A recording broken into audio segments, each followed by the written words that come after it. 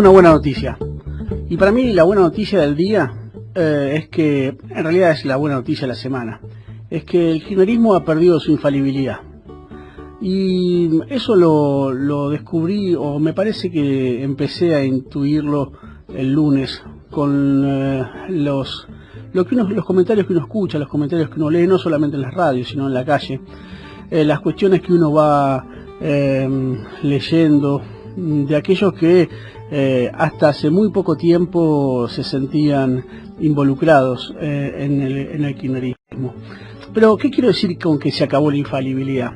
Quiero decir que ya no todo lo que se dice es aceptado absolutamente. Que hay posibilidad de disenso, que hay posibilidad de pensar las cosas desde las partes.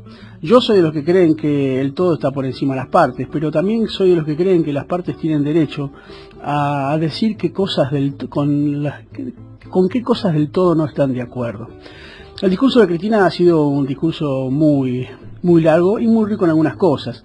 Yo creo que la cuestión interesante, una de las primeras cuestiones interesantes que planteó fue la lógica de la categoría pueblo por encima de otras categorías, como fuera de izquierda o como fuera incluso la de categoría de nación. Creo que esa categoría la utilizó desde la CLAU. Para mí está parado en la razón populista del 2005 de la CLAU. Vos podés decir, han pasado 15 años casi y estamos parados en ese lugar. Bueno, sí, ella de algún momento, al recuperar la categoría pueblo, está recuperando la categoría populista. Por lo tanto, creo que allí hay una operación política y cultural por parte de Cristina.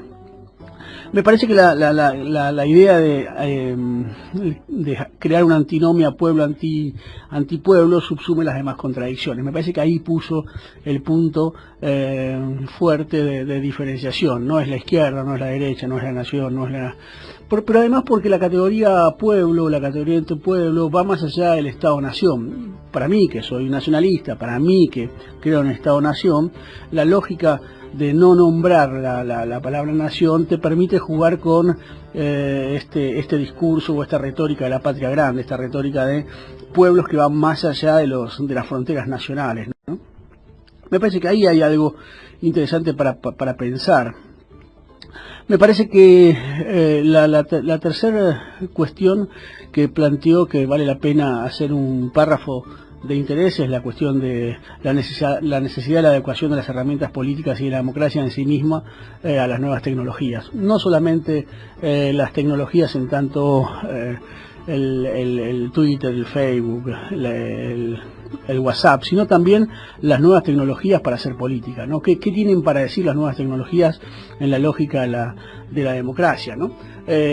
Hoy uno se siente más compatriota de un amigo de Facebook que del vecino a quien odias. Por lo tanto, la verdad es que pensar en categorías territoriales también es una forma rara.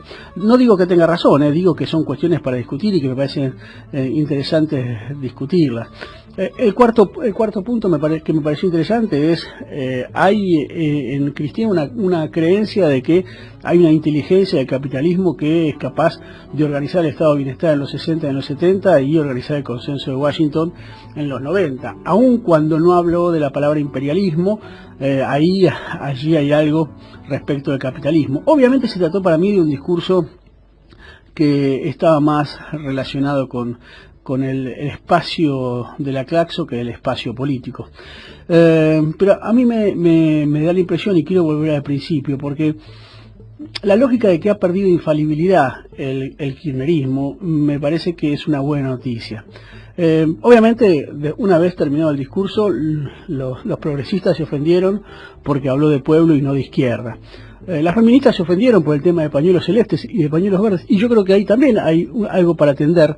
Me parece que hay un debate allí entre el relativismo del pañuelo verde y el absolutismo del pañuelo celeste que son injuntables, porque no se trata de quien está a favor o en contra del aborto, sino de la mirada absoluta de quien quiere que nadie aborte y la mirada relativa del que dice yo quiero abortar, vos no, bueno, yo tengo derecho a abortar y vos a no abortar.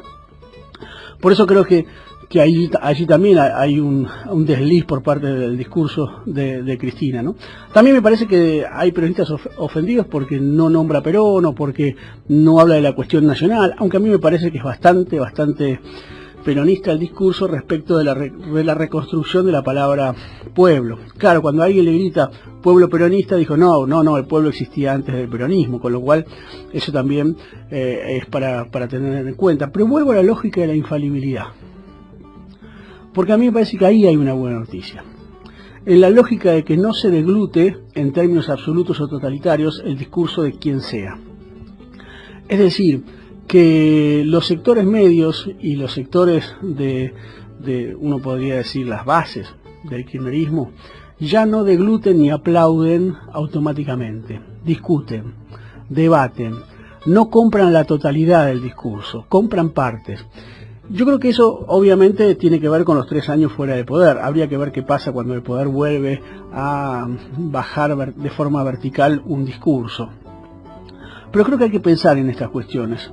Hay que pensar en las cuestiones de...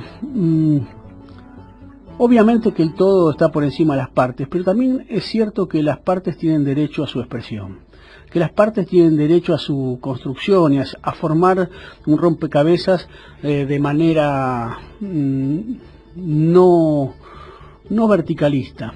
Y yo me parece que ahí hay una gran riqueza. Yo no sé si esto va a después terminar en una práctica diferente, una práctica política diferente.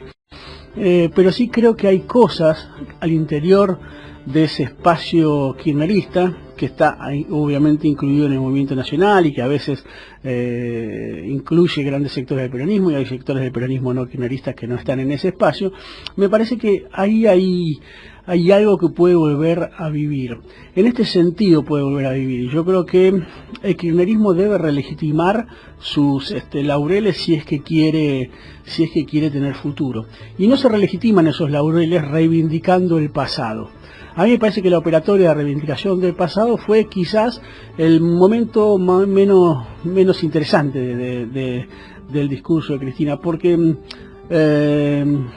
suena un poquito a echada en cara de las cosas que se hicieron. Y yo creo que a la sociedad no le interesa tanto el pasado como sí le interesa el futuro.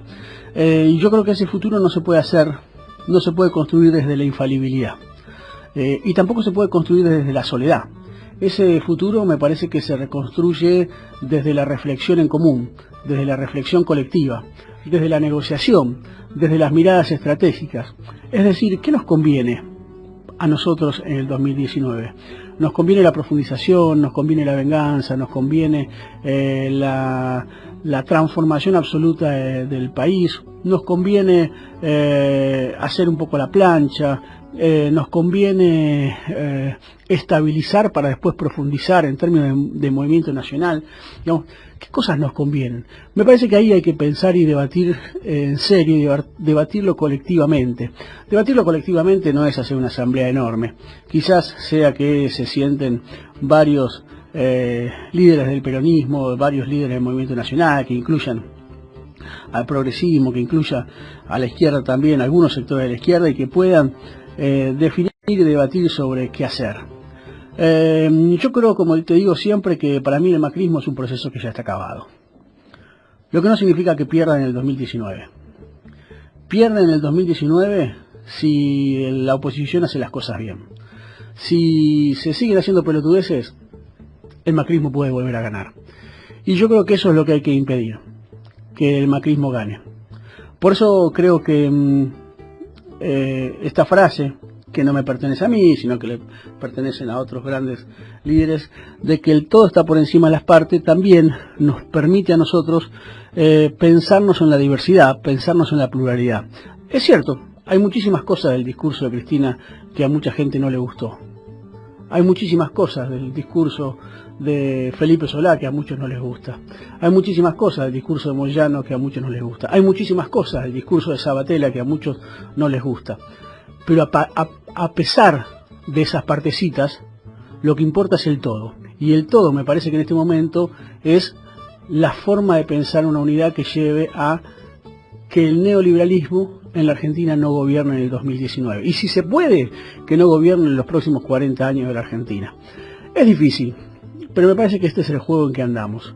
Este es un día raro, es un día donde aparecieron muchos muertos y donde algunos fueron asesinados. La Argentina transita un espacio feo, transita un espacio en el cual hablar de otras cosas, cuando hay hechos de sangre, cuando hay hechos violentos, cuando hay hechos sospechosos, parece superfluo. A mí me gustaría que esto haya sido un caso aislado y no una escalada de violencia, pero no estoy muy esperanzado en que no se trate de una escalada de violencia. Por eso es que quería cerrar este editorial pensando un poco en la violencia en la Argentina, y la violencia en la Argentina también nos tiene que hacer reflexionar sobre la responsabilidad de quienes tienen un espacio de poder mínimo, aunque sea, para ver de qué manera se frena esa escalada. Nada, vos sabés que todos llevamos un tesoro dentro. A mí me gusta estar acá en Radio Caput. Así que te dejo con El Mató, que te dice que hay un tesoro para cuidar.